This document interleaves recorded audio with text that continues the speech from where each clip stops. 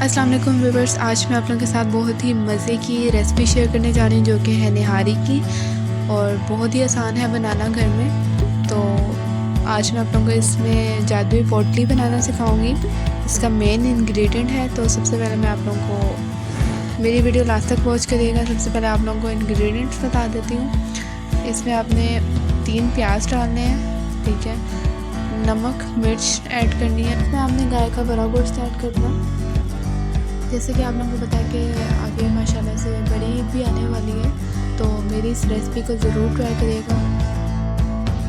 एक बात याद रखें कि जब भी निहारी आप लोग बनाएं तो उसके जो गोश्त के पीस हैं वो बड़े बड़े होने चाहिए। जैसे कि मैं ये वीडियो में आपको दिखा रही हूँ, इस तरह से इसका जो साइज़ है थोड़ा बड़ा बड़ा होना चाहिए।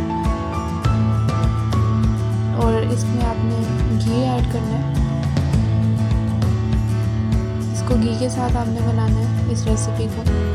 और ये देखिए मैंने प्याज लिया है, नमक लिया है, ठीक है, 1 टेबलस्पून और 2.5 टेबलस्पून मैंने नमक मिर्चों का पाउडर लिया है, अदरक लहसुन का पेस्ट ऐड किया है, और ये है जी सुंड, और उसके बाद है जी सौंफ मैंने 1 चम्मच डाली है, ठीक है। ये जी घी है जिसमें हमने बनाना, और ये है जी गोश्त। ये थे जी हमारे इंग्रेडिएंट्स। और सबसे पहले आपने क्या करना है, घी ऐड करना है। घी ऐड करने के बाद आपने जो है प्याज को अच्छे से डार्क ब्राउन कर लेना है।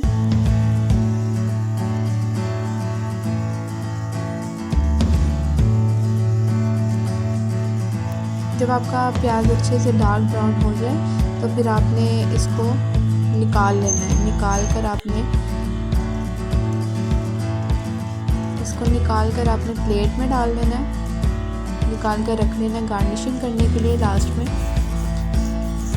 जैसे कि आप देख रहे हैं मैं ये निकाल रही हूँ। काफ़ी ज़्यादा मैंने प्याज जो था वो निकाल लिया था,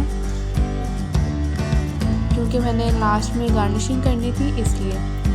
तो आप लोग भी सेम ऐसे ही करिएगा। और थोड़ा बहुत जो रह जाए प्याज खैर है, अब उसमें आपने गोश्त ऐड कर देना है। गोश्त जैसे मैं एक पीस करके डाल रही हूँ उस तरह से आपने डालना है।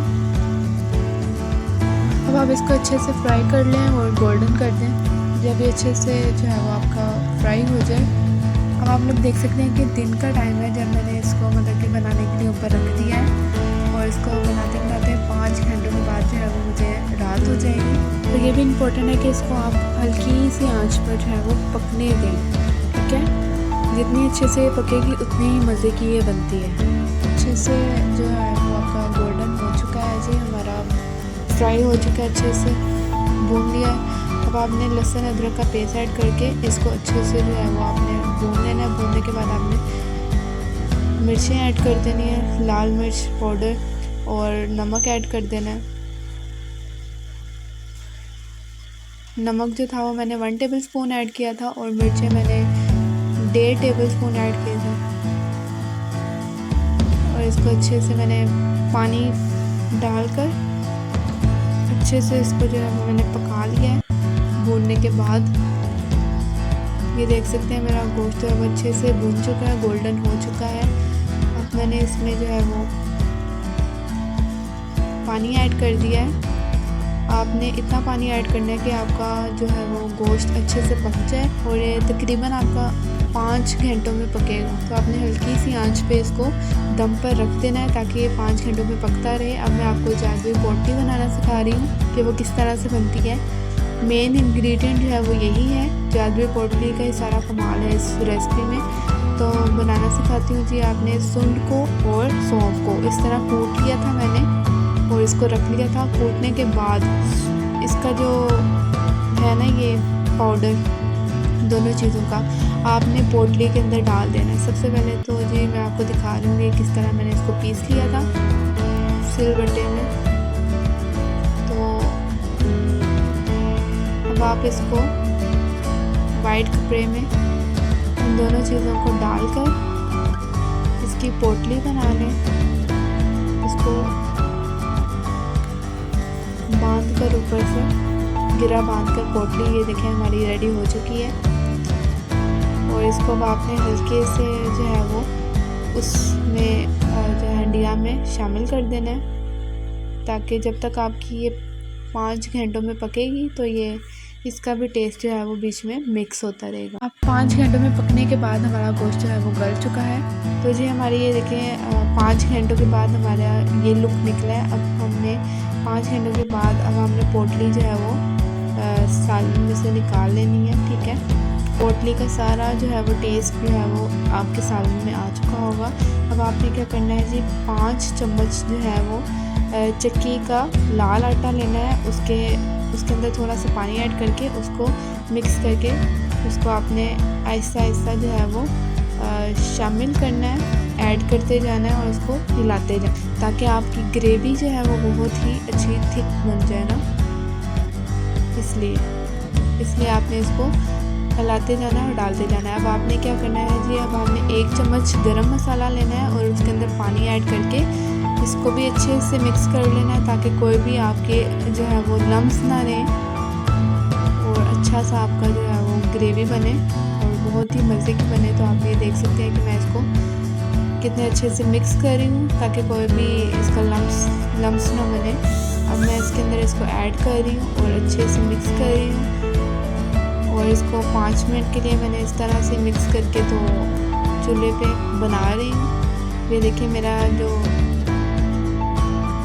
دیکھیں ہنڈیا جو ہے وہ گاڑھی ہو چکی ہے اور تھک سا مطلب کہ ٹیکسچر آ گیا اس کا، اور اب میں نے یہ دیکھیں میں ریڈی ہو چکی ہے۔ اب میں آپ کو گارنشنگ کے اوپر بتا دیتی ہوں کیا کیا چیزیں میں نے ڈالی تھی۔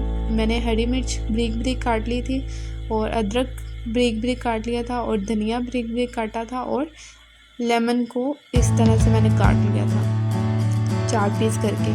یہ ہے جی چاٹ مسالہ، یہ بھی اگر آپ کو اچھا لگے تو آپ ایڈ کر دیں گے۔ یہ ہے جی نمک اگر آپ لوگوں کو لگے گی کم ہے تو آپ ایڈ کر لیجیے گا، اور چاٹ مسالہ بھی آپشنل ہے، اگر آپ لوگوں کو پسند ہے تو ایڈ کریں، اگر آپ لوگوں کو نہیں پسند تو نہ کریں، کیونکہ کچھ لوگ ہوتے ہیں نا چٹخانوں والے، تو ان کو ایسے کی چیزیں اچھی لگتی ہیں، تو ٹرائی کر لیں، اگر آپ لوگوں کو پسند ہے تو ڈال۔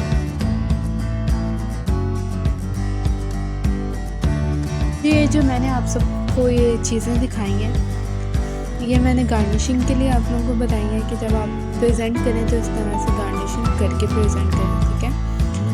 اور اس کے ساتھ آپ نان کھا سکتے ہیں، ٹھیک ہے، میٹھا نان کھا سکتے ہیں، اس کے ساتھ آپ خمیری روٹی کھا سکتے ہیں جو کہ بہت ہی مزے کی لگتی ہے۔ تو اور جب بھی آپ اس کو ناشتے کے ٹائم پہ کھائیں تو ضرور اس کے ساتھ لسی بنا کر، اور وہ جو براؤن کر کے پیاز میں نے پلیٹ میں نکال دیا تھا، آپ دیکھ سکتے ہیں کہ میں نے اس کو گارنش کر دیا ہے اوپر، اور کتنا زبردست لگ رہی ہے اس کی پریزنٹیشن۔ تو اسی طرح سے آپ بھی ڈال سکتے ہیں اگر آپ کو اچھا لگتا ہے پیاز۔ تو مجھے امید ہے کہ آپ کو یہ نہاری کی ریسپی بہت اچھی لگی ہوگی۔ مجھے کمنٹ میں فیڈ بیک ضرور دیجیے گا کہ آپ کو یہ ریسپی کیسی لگی۔ میری اس ریسپی کو ضرور ٹرائی کرے گا، مجھے امید ہے کہ آپ سب کو بہت زیادہ پسند آئی ہوگی۔ اگر پسند آئی ہے تو پلیز میرے چینل کو سبسکرائب کر دیں، بیل آئیکن کو پریس کر دیں، اور اللہ حافظ۔ ملتے ہیں ایک نئی ویڈیو کے ساتھ، ایک نئی ریسپی کے ساتھ۔ Thanks for watching.